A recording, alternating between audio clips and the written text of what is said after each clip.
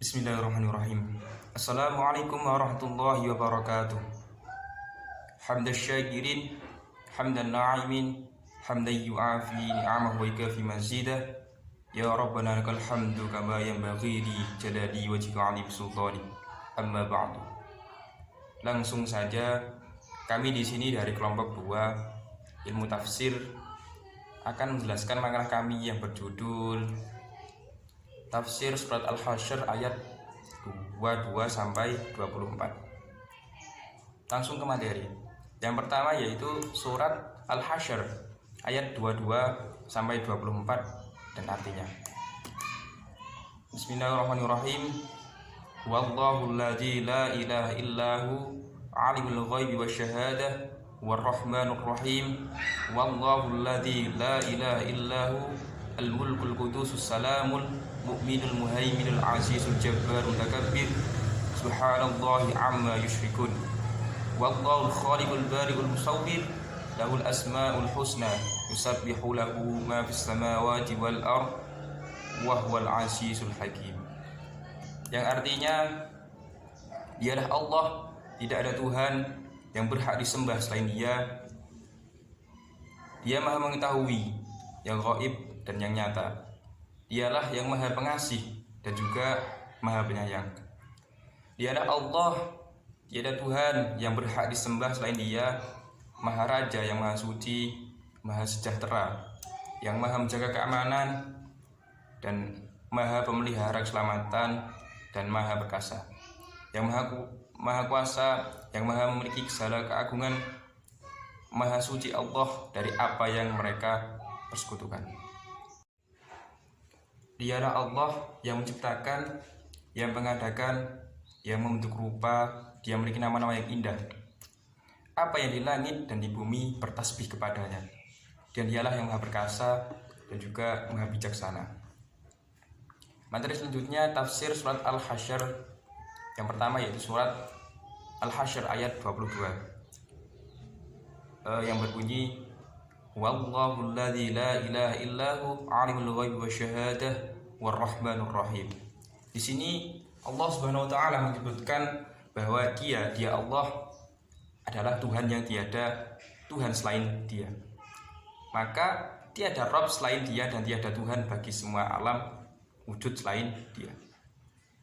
Semua yang disembah selain Dia adalah batil, dan bahwa Dia mengetahui yang gaib dan yang nyata, yakni Dia mengetahui semua makhluk yang dapat disaksikan oleh manusia atau kita semua, dan semua makhluk yang gaib dari kita semua.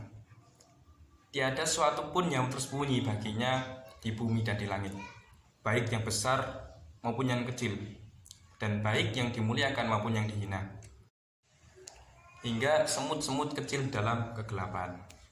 Kemudian lafadz warrahmanur rahim. Dalam kitab tafsir ini kita telah disebutkan keterangan mengenainya dan tidak perlu diulanginya lagi.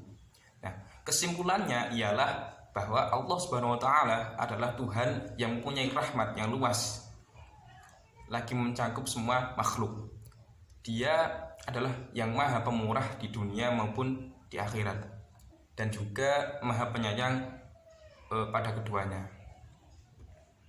Selanjutnya tafsir surat Al-Hasyr ayat 23, yaitu ayat Wallahu alladzi la ilaha illahu mulk. Di sini maksudnya adalah yakni raja bagi segala sesuatu yang mengatur segala sesuatu tanpa ada yang menghalanginya dan juga tanpa ada yang menyainginya. Kemudian lafadz Al-Qudus, yang Maha Suci. Di sini menurut Wahab Ibnu Munabbih artinya adalah suci. Sedangkan menurut Mujahid dan Qatadah artinya adalah yang memberkati. Nah, sedangkan menurut Ibnu Jurayj disebutkan demikian karena para malaikat yang mulia mensucikannya. Selanjutnya adalah lafadz as-salam, yang Maha Sejahtera. Maksudnya adalah Maha Sejahtera dari segala bentuk celah dan kekurangan, karena kesempurnaan zat, sifat, dan perbuatannya. Kemudian al-mu'min yang mengaruniai keamanan. Ad-Dahhak telah meriwayatkan dari Ibnu Abbas bahwa makna yang dimaksud ialah makhluknya merasa aman dari mendapat perlakuan aniaya olehnya. Qatadah mengatakan bahwa makhluknya merasa aman dengan adanya firman-Nya yang mengatakan bahwa Dia Maha Hak. Menurut Ibnu Zaid, hamba-hambanya yang beriman membenarkan keimanan mereka kepadanya. Kemudian lafaz al-muhaimin yang maha memelihara. Ibnu Abbas dan lain-lainnya yang bukan hanya seorang mengatakan bahwa makna yang dimaksud ialah Dia maha menyaksikan semua makhluknya. Tentang amal perbuatan mereka, dengan kata lain, dapat disebutkan bahwa Dia maha mengawasi mereka atau maha mengetahui mereka. Kemudian lafaz al-aziz yang maha perkasa, yakni yang menang atas segala sesuatu dan mengalahkannya. Dia mengalahkan segala sesuatu, maka tiada sesuatu pun yang dapat mencapai zatnya karena keperkasaannya, keagungannya, kekuasaannya, dan kebenarannya.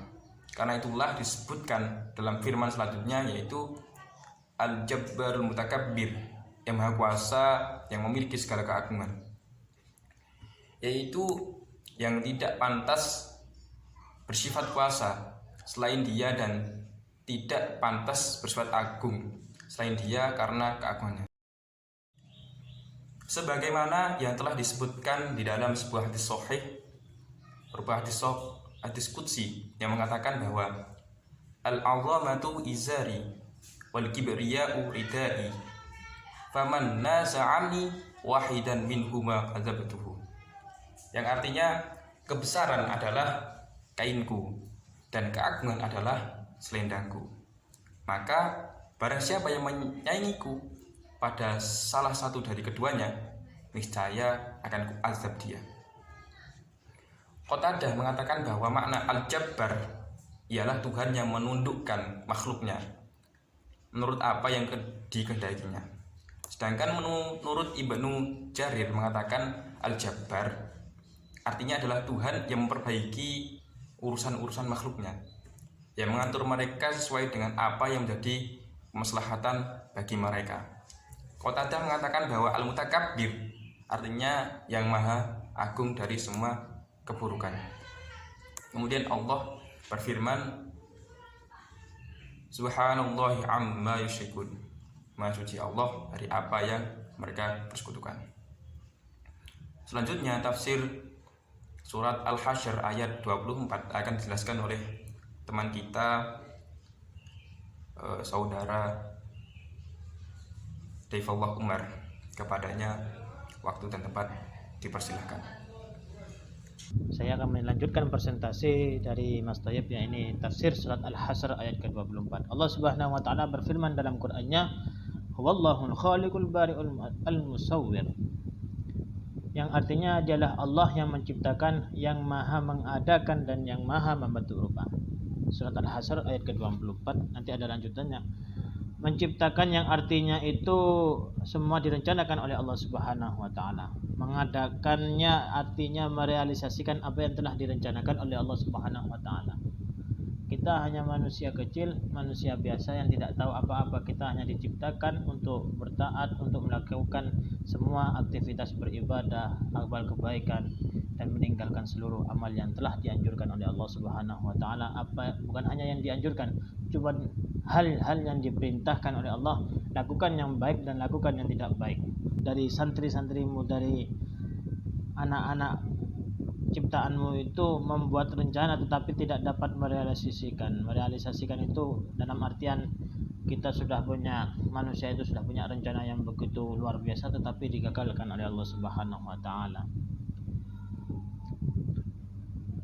Di lanjutan ayat Al-Hasyr ke-24, Al-Khaliqul Bari'ul Musawwir, yang artinya Allah itu menciptakan, yang maha mengadakan, yang maha membentuk rupa. Yaitu apabila dia mengetahui sesuatu tinggal mengatakan kepadanya. Allah itu ingin membentuk alam, ingin membentuk bumi, ingin membentuk manusia, ingin membentuk hewan.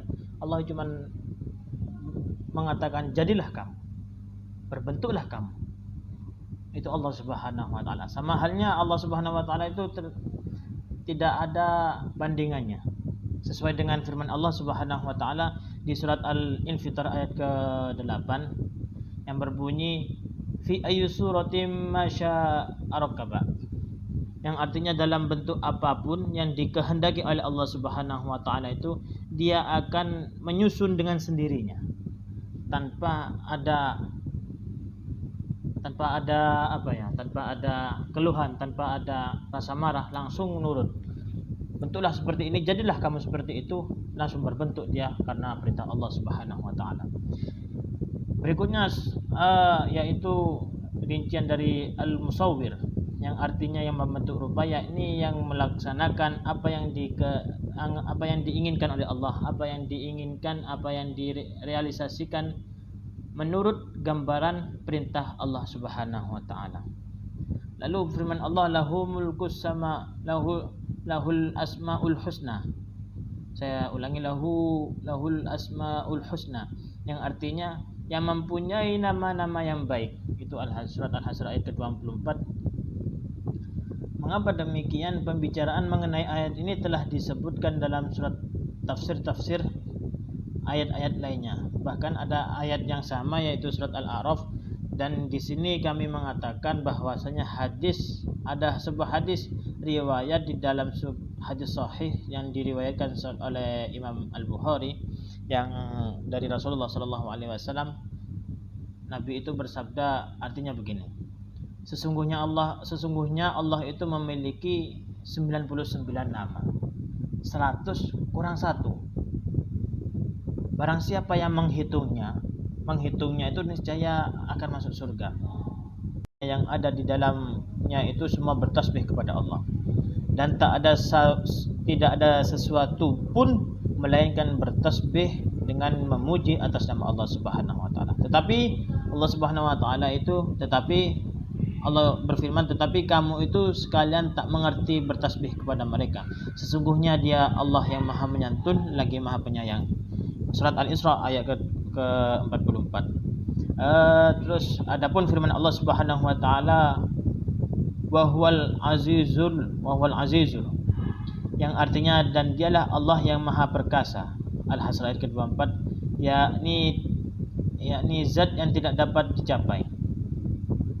Ada lagi Al-Hakim, yang artinya lagi Maha Bijaksana. Dalam syariat dan ketetapannya